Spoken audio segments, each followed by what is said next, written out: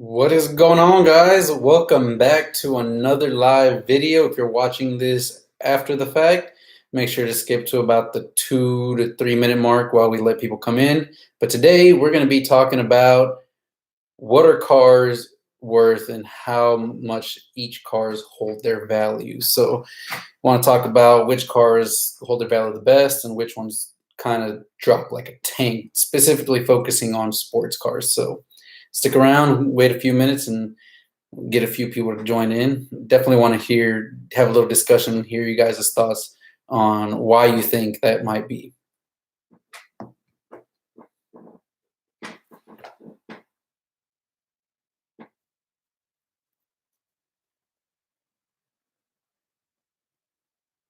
Hope everyone is doing okay and, staying safe out there.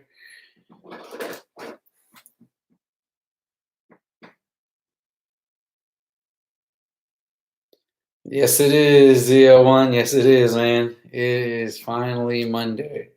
It's been a long one for sure.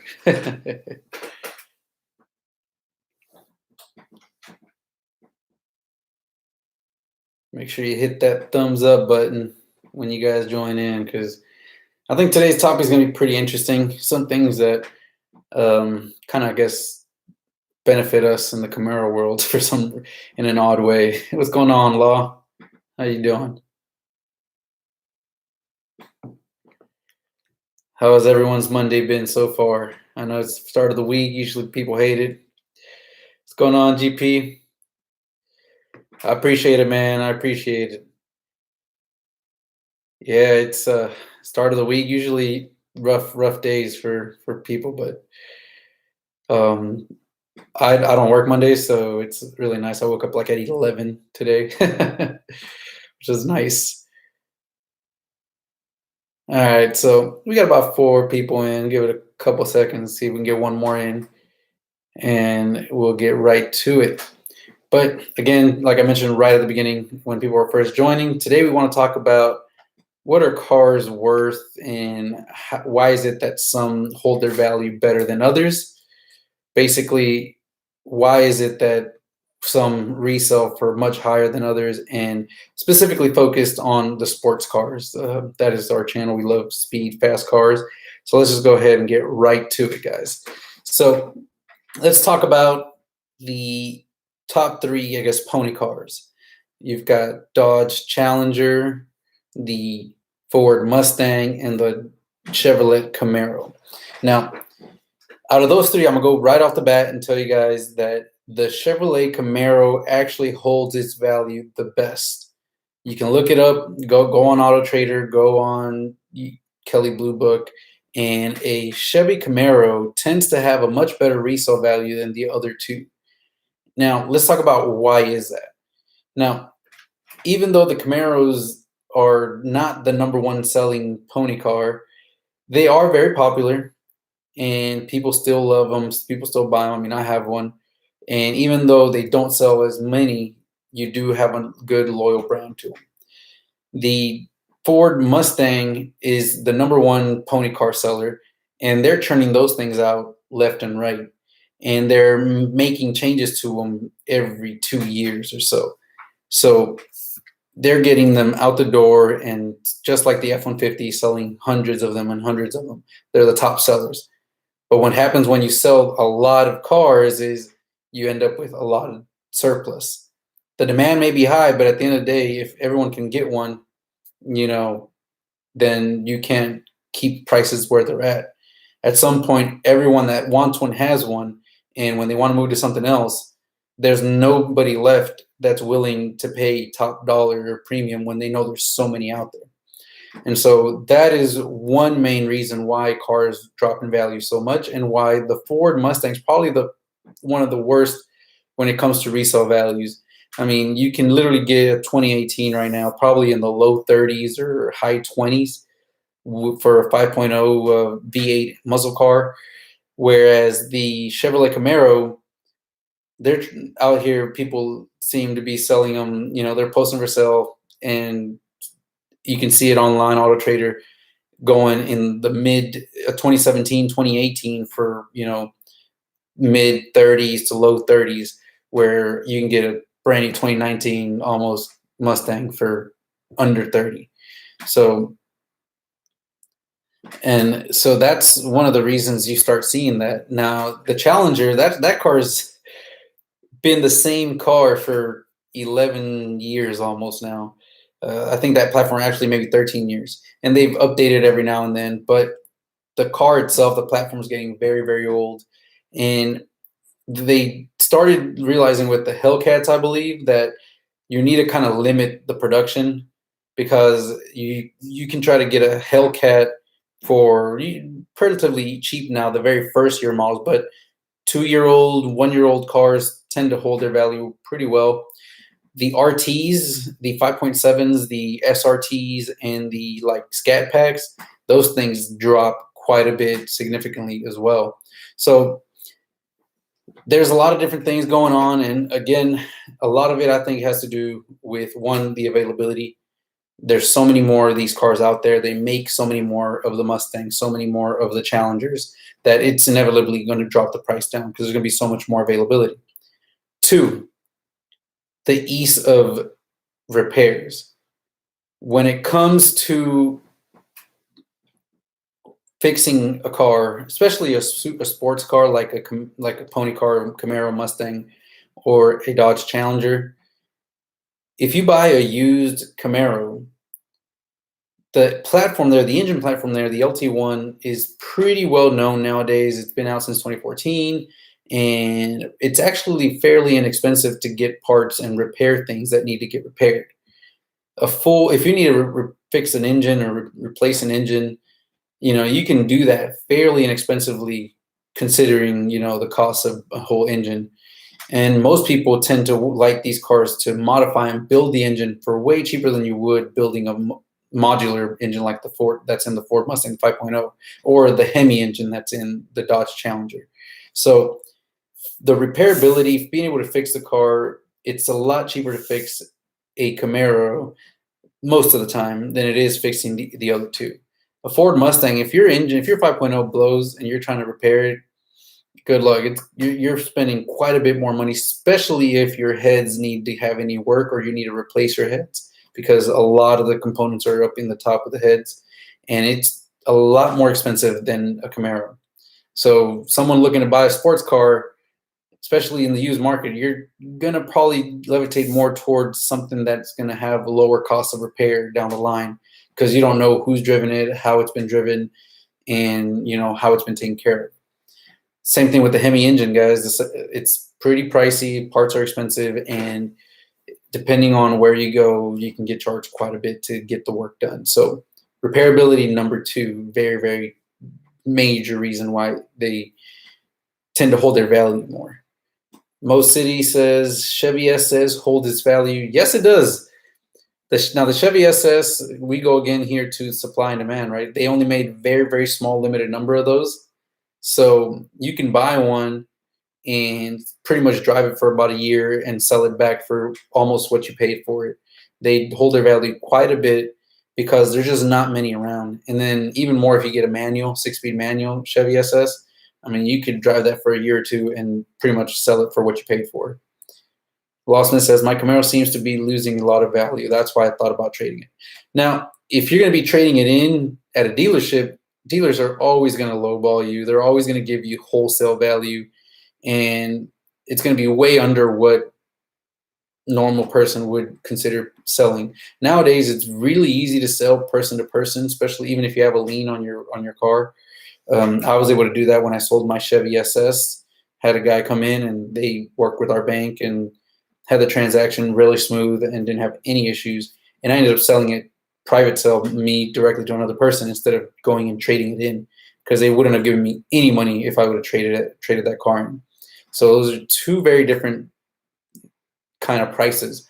If you trade it in, yes, you can get a tax benefit and some stuff like that, but you're gonna get much, much less for it than if you try to sell a private sale. Now, going on to even more cars, guys, you can look at cars that are much more desirable. Give more examples here. The Corvette, a C7, still holds its value pretty well. it's hard to find any C7s, even base models, for, you know, under $30,000. They normally started about 55, 60, and even now they came out in 2014 and 2015, and even now 5 years later, a 2014, 2015, you know, $50 to $60,000 MSRP car is probably going to be wanting to be sold for about 35, 40, closer to the $40,000 range. It's those tend to hold their value very well, and that's because, again, it has low repairability costs. They're very good value for their money, and people are willing to pay that premium to have something that's going to perform better and be a lot more reliable and cost a lot less to repair in case something does happen.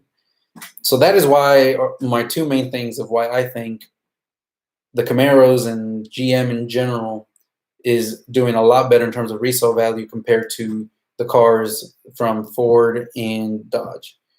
So let me know in the comments down below, or I'd love to hear your thoughts why you guys think that is. And maybe you agree, maybe you disagree, but that's kind of just my thoughts on it. And I think overall, the Camaros are great cars. And if you can keep the mileage low and keep the car very clean exterior wise, I mean, you can end up having a car that you can drive for a few years and then be able to get out of, you know, 3 years down the line and move on to something else without being upside down or, you know, having lost that much money. You are going to lose money, but not that much. Now, if you have something like my car, which was in an accident that wasn't even my fault, then of course those kind of histories will affect your value of the car. And even the best thing to do is to have documentation, show all the documentation of what the car's accident was, the before, the after, all that stuff, so that people feel more comfortable, especially if it's such a small things like a fender bender, cosmetic things. But that's the one thing you want to make sure that you have a lot of pictures of, because people will be more doubtful about possibly if it was in a wreck and had some kind of frame damage or structural or suspension damage. So keeping pictures definitely helps out a little bit, but it'll still hurt some of your resale value. So my car, if I put it for sale and basically sold it as is, I would probably not be able to get more than 35,000, 37,000 maybe out of it, and that's with what it has minus the nitrous kit, just cam heads and all that, full bolt-ons. 35 to 37 would be the most I could probably get, especially because of the accident that it has. The low mileage does help, but unfortunately that's what it is. Now, the nitrous kit, I can put it on there and maybe get another $1,000, $1,500 more for it as it sits, which is unfortunate because I think that car is definitely worth at least 40 grand with everything that it's got. So anyways, that's kind of my thoughts, guys, on the values of these cars and where I think they are. And I have Camaro's number one. If you're looking to buy a sports car, enjoy it, I would definitely buy a Camaro, especially if you can get a used one. It's in a decent price. You can drive that thing for a year or two and be able to get out of it for very little money lost, actually.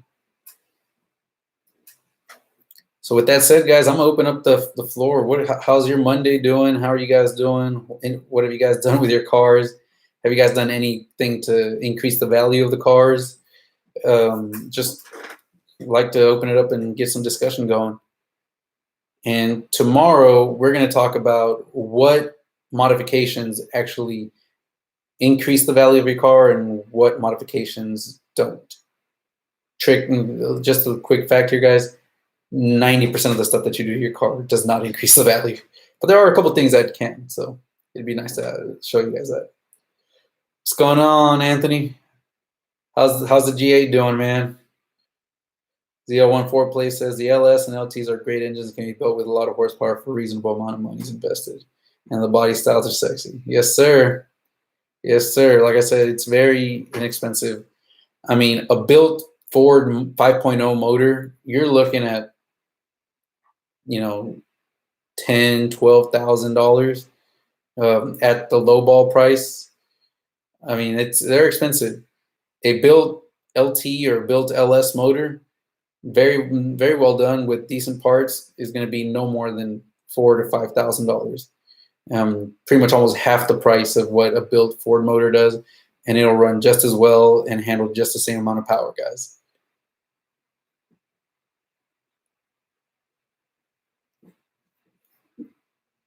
And don't even get me started with the Hemi. I mean, to get those things to run, first of all, the cars are really heavy, so you can put as much power as you want, and it'll handle it. But man, it's gonna be very, very heavy and might make a lot of power, but not gonna run as fast.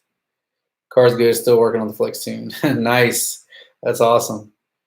Matt Ryan, just waiting on my headers to be finished with ceramic coating. Dude, that's awesome. That's one thing I wish I would have done to my headers. I wish I would have had the patience to take them to get ceramic coated and then put it back on the car, because they definitely do radiate heat. So maybe the next set I get, I'll have powder coated before I put on. I'm looking into getting the 2-inch headers, and if I do that, then I can buy the 2-inch headers, get them ceramic coated, and then bring them back and swap them out with my 1 7/8. So just something that I might have to end up doing. And by the way, I have 4 wires left to finish up my nitrous wiring, guys. Took a lot of time, and very, very methodical, very slow with everything that I've been doing, just making sure all the wiring, all the routing, all that is correct, and testing everything every step of the way.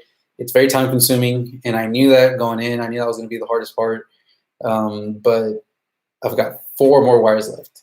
The 2 power wires from the relays to my purge solenoid and my fuel and nitrous solenoid, and the grounding wires going to the controller for the nitrous and the fuel solenoid. And then the ground for my purge solenoid. So yeah, almost done. I've actually already finished up the wiring for the controller, for the nitrous controller, and for my engine filter timing box. And if you guys don't follow me on Instagram, you guys go ahead, check it. It should be in the description below. Go ahead, follow me. I've posted some videos there. I've got a video there of me doing the 2-step, I believe. And man, that thing sounds crazy. It's, again, set up to a little switch on my nitrous switch panel. That was originally meant for a bottle heater, which I don't have. I flip the switch, it activates my RPM limiter. And so then whenever I floor the gas, as long as the switch is open, it'll go to whatever RPM is set at and just start. And then as soon as I let go, pop. So definitely going to be shooting out some flames. I'm excited about that. But I've set that up, and then I started working on my nitrous controller. I was able to wire in the throttle position sensor along with the RPM, tacking onto the RPM. The RPM is a little weird. It's reading an RPM signal, but it isn't exact RPM for some reason. It's not the same as what I'm seeing on my dash and stuff. It's off by, in the lower end, it's off by about 100 RPM, and as it gets higher, it deviates quite a bit. So it's not that big of an issue, especially if what I'm going to do is just drive the car and check it, turn it on, flip the kit on, turn it on, and then basically drive around. And the thing with the controller, it has a little display, and you press a button and it'll show you what the RPM that it's reading, what the controller is reading. So I can figure out at what point, when I'm at 3,000 RPM, I can look and see what the controller will read, and then I can downshift the car so I don't have to be wide open throttle, downshift the car, rev it all the way out to about 66,000. And even if I wanted to go to 6,500, really leave the car revved out for just a second and see what the RPM the controller says then just back it off maybe 100 or 200. And then I can go ahead and just set those 2 values, and that will be my window switch. So I'm going to probably be spraying from about 3,000 to 6,000 first, just to kind of get it going. And then eventually I shift at 6,800, so I can get that to spray up to about 6,500. I think that's what our ultimate goal is, spray at 6,500 from 3,065, and then it'll stop spraying. And I've also gone ahead and double check the signal going to the timing box. So now the timing box, with the hood up, I'm able to see whenever the nitrous is supposed to be activated. The timing box itself will flash green a little bit faster than when it's just doing the RPM limit, the two-step, and that's telling me that the car is pulling the timing back. So it's pretty cool. I've got all that wired up, already done, and I know it all works. And so now it's just a matter of finishing up those last 4 wires and getting some nitrous. I did go ahead and order a 5-gallon pail of C16. So that's coming in, and as far as nitrous goes, I need to go fill up the bottle and/or try to figure out the whole idea of how to get a mother bottle to bring a bigger bottle that I can fill myself. Lawsmith says E85 cat delete tune, throttle body, and MSD, and take long tubes and converter next after all this craziness is over. Nice, that is awesome. I know they came out with the 10-speed converters now. I saw that Circle D. One of my followers mentioned that, so that's pretty cool. I don't know if I want to, if I do a converter, I probably will keep it very low. It won't be higher than 28 or 3,000 just to get the car driving smooth. I don't want to get anything that's going to have to rev the car and have it change the way that it drives on the street. So I wasn't a big fan of the converter with the G8. So ZL1 play mentions my build is going to cost right around 7,800 with 700 plus horsepower and E85 with self-tune when using 91 octane. Yeah, man, it's not that bad at all. I mean, when you look at the cost for everything, and you're gonna have a car that's gonna be very, very easy to like drive around daily without much of an issue. Franco, how's it going, man? How you doing? Yeah, so it's a lot of stuff. Hopefully, I'll finish the wiring up tomorrow, and then I can get the video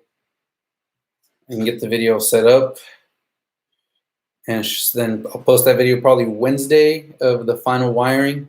And then on Friday, I'll go ahead and post a video with all the controllers set up and the timing and how the timing box works, how the nitrous controller works, and how everything gets set up properly on it. And we should be, once all that's said and done, good to go. Tony says it's pretty brutal. Got a lot of hills where I live too. Yeah.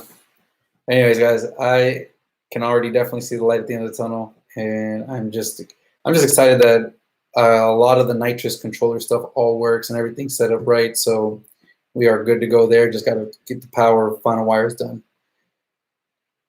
Gudaville asks, what's the best roll racing tips you got for the 10-speed?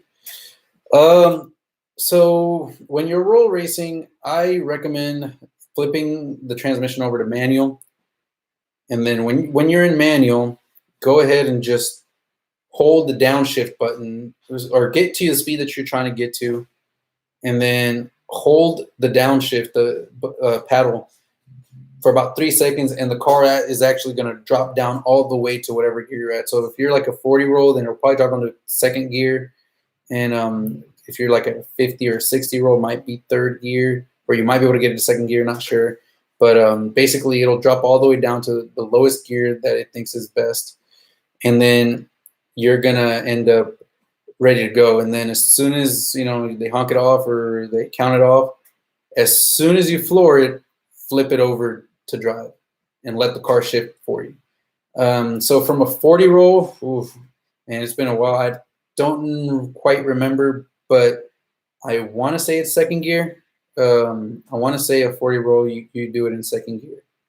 You drop it down to 2nd, and it might be pretty high. It might be like at 5,000 RPM or 45 or 5,000. And then what you do is just as soon as you floor it, like pretty much right after you floor it, flip it over to drive and let the car shift for you. It's going to do it much, much better and really rev out to the perfect spot. That 10-speed shifts quick and knows what to do. So don't try to like paddle shift it yourself, because you're either going to shift early or you're going to wait too late. So that would be my recommendation. The 1.4 plate, that's got to be exciting. Looking forward to seeing it in motion. Yeah, man, it's been a lot. I'm trying to get all this to work. over a week. It's going to be pretty much a full like 8 days worth of working. Not every day, but mostly every afternoon. And it's going to be pretty nice to kind of see everything all working. Just need to get the nitrous and put some pills. I just need to put some pills on at the end of the plate, which I definitely need to forget. Don't ever forget to put pills. Always put the pills on the car. I need to, once I do the wiring, I've got to go ahead and kind of set the fuel pressure on the regulator. So I've got to put some gas. I'm hoping I can get I'm hoping I can probably put like a gallon of 93. I'll probably put like a gallon of 93 fuel into the tank so it can circulate that, and I can, one, ensure that all my fittings were done right. I don't see why they would. And then make sure any fittings on the regulator don't leak.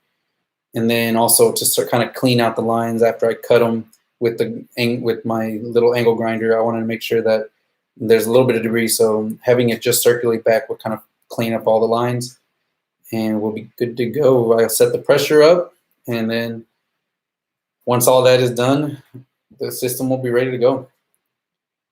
Lawsmith, I heard about that with the 8-speed. Explain that again.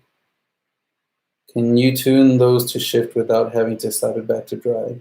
You got to run MS109 in the auxiliary.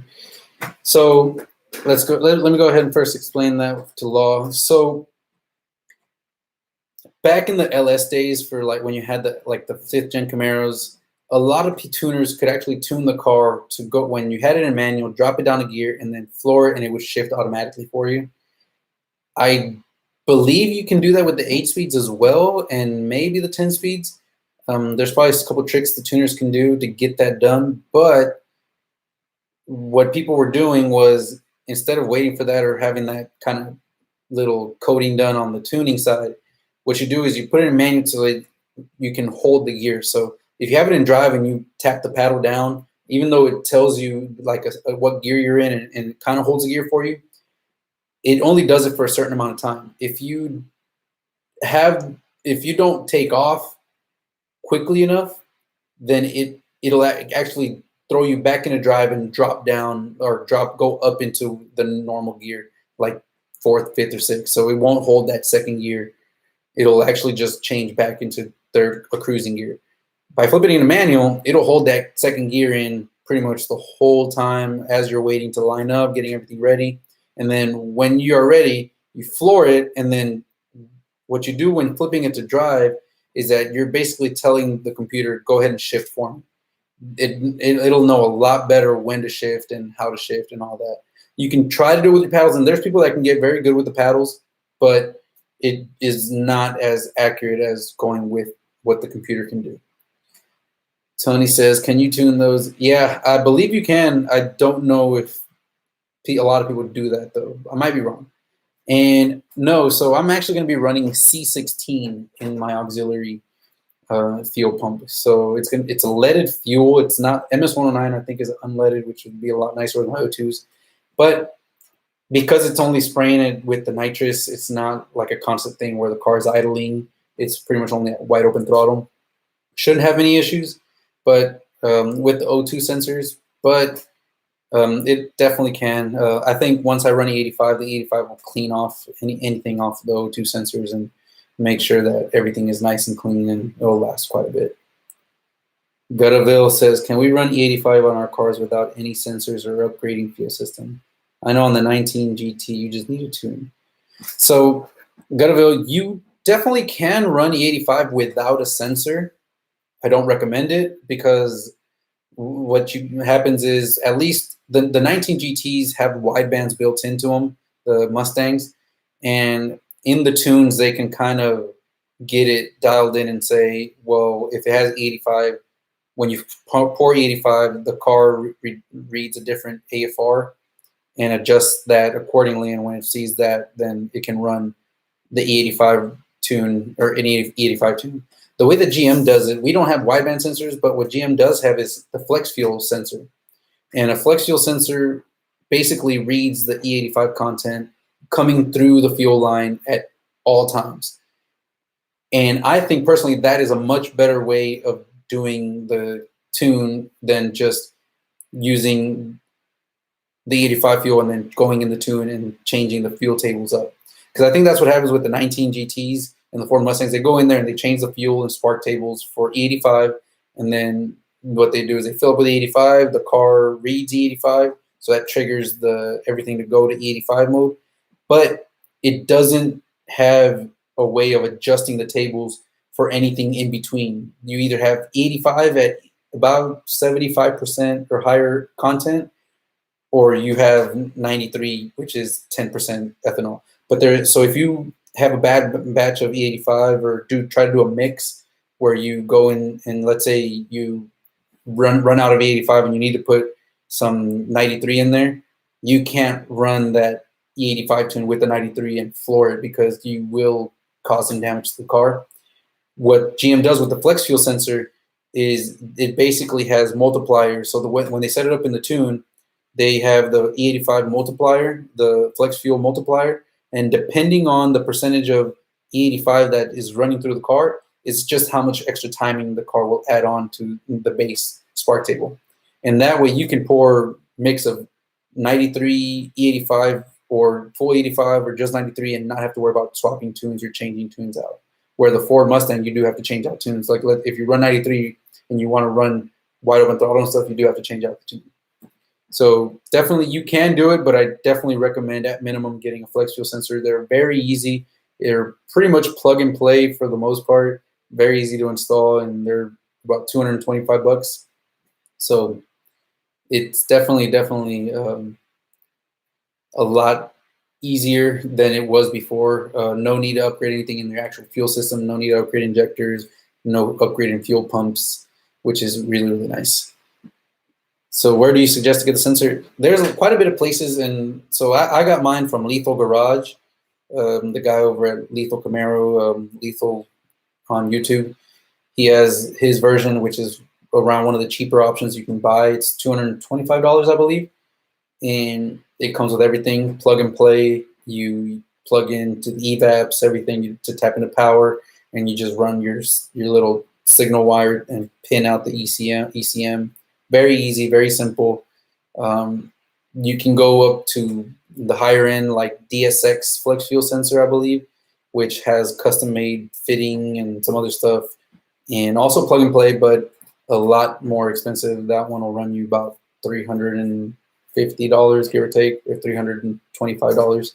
So different options. They're all going to do the same thing and work just as well.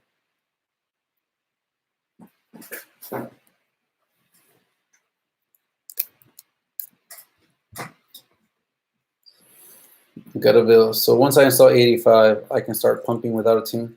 No. So once you install the flex fuel sensor, you get the sensor installed, then you got to get the car tuned because you have to activate it. If you were to go into the stock tune, because the flex fuel sensor doesn't come already built into the car, the computer doesn't actually have that in its tune. It doesn't have it activated. It doesn't have the flex fuel sensor enabled, and so you need to go into the tune, enable the flex fuel sensor input, which will then basically grab the signal wire that you plug into the ECM and start reading the content from there.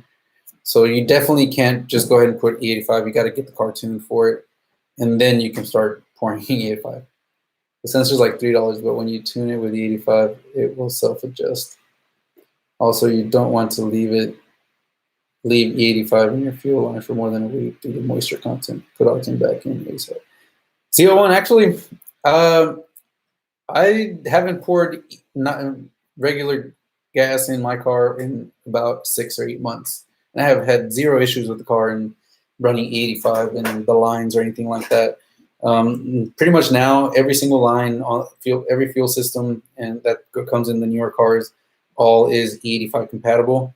And for the most part, it's all nice and sealed up and works pretty well. So I really don't agree with needing to put octane back. Now, I do recommend you do run some 93 every now and then, but I've been filling up with the 85 pretty much for 6 or 8 months the whole time. since the first time I actually put my tune and got my 85 tune. I don't think I've ever poured 93 back into the car, and it sat at the shop when they did the heads and cam setup, and it's gone to when it was doing getting the work done from the accident, and it starts up just fine, works just fine, and everything is a-okay.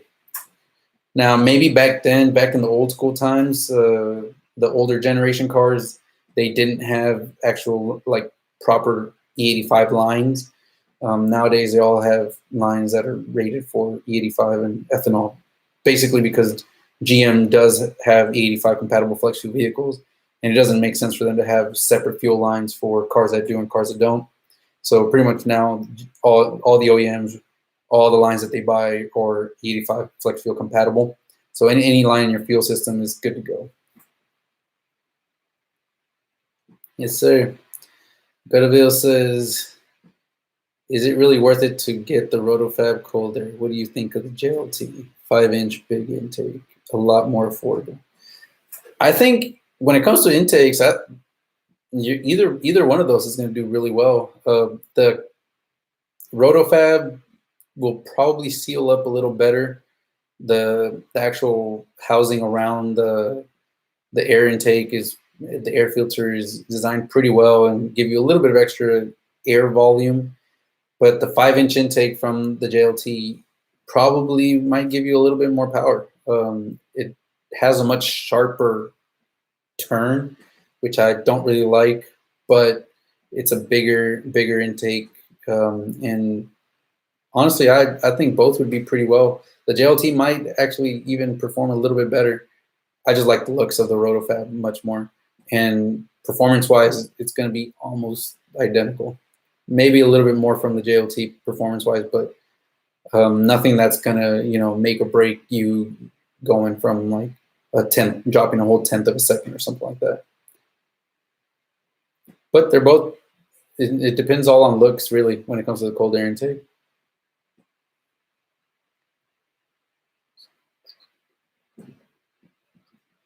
I guess I'm gonna give it about another 3 more minutes. You guys have any last minute questions? And then that'll be it for today's quarantine car talk. Tomorrow, again, we'll be talking about modifications, which ones actually help raise the value of your car and which ones don't have any effect on the value of your car. Let's see, Miguel Ruiz says, need a tune when you install long tubes. Miguel, yes, you need a tune really, well, I take that back. You do not need a tune right away. But when you install any long tubes, not only Speed Engineering, but Cooks, American Racing, TSPs, when you install long tubes, unless you're buying a set of high flow cats and adding the rear O2 sensors that measure basically how good the cat is performing back into your system, you're gonna need a tune because you're gonna have check engine lights. Now, with the Speed Engineering system, if you do the headers with the X-Pipe kit, the X-Pipe kit doesn't come with cats. It's off-road kit, so no cats, which means you're gonna have a check engine light. Your car is not gonna. It'll run and it'll run okay, but it's not gonna run at best as it can, and 2, you're gonna have a check engine light. So if you're trying to go get inspection or something, you won't be able to pass it. Gutterville says, I got a JBA 3-inch headers and catless downpipes, and I ordered HP tuners. So once I install my headers and intake 85, how many credits do I need? So if you're keeping your main stock X-pipe section, which has the AFM valves, then you don't need to worry about tuning the 3rd module. The Camaro has 3 modules, the ECM, the TCM, and then a CCM, I believe it's called. And that's kind of like the one that actually controls if you've got dual mode exhaust and the active exhaust valves motors. So if you are keeping that section stock, then you don't have to worry about tuning that module itself. If you replace that whole mid X pipe and you remove those motors, disconnect them, then you're and disconnect them, then you're going to get a check engine light for those motors not working. So you need to tune the CCM, because that's where the check engine light code is at, and you have to remove that. My tuner did that. I don't exactly know which code he did. One bypass to that is you can always just remove the motors themselves from the piping and then plug them back in and zip tie them off out of the way, so that the car still thinks that the AFM is working and the motors are opening and closing supposedly. So that'll take care of that. But you do need 4 credits for the ECM. And if you've got a 17 or newer, you're going to need 4 credits for the TCM, along with shipping your transmission control module itself, the actual physical computer, to HV Tuners for another $200 to unlock it and then get it back. If you have a 2016, then you just need to get the 4 credits and it'll unlock, no problem. So you need about minimum 8 credits, but as much as, I think the CCM on the 2017s and 2018s is only 1 credit. On the 2019s, it was 3. So between 8 or 11, it's a lot of credits. I've got about 11 with the HV tuners, and just credits alone, I've got almost $1,100 or $1,200 just in the tune from with the tuning. So HV tuners was about $250, and then almost $550 for credits. That's $700, and then of course my tune from my tuner was another $600. So I've got a little over $1,000 just in tuning for this car. So it's expensive. And Gutterville, for HV tuners, if you're going to be doing remote tuning, then I definitely recommend you getting the AEM X Series OBD2 wideband kit. So that, and that kit basically is a wideband gauge. It comes with an external wideband. You install that in your piping down right after the headers, somewhere right around the headers, and then it reads on the gauge. But the gauge itself has an OBD2 plug that you can plug into your OBD2 port, and it's like a pass-through, like a little T. So it plugs in, and then you can plug in your HV tuners on the other side. And that'll allow you to actually data log wide open throttle pulling.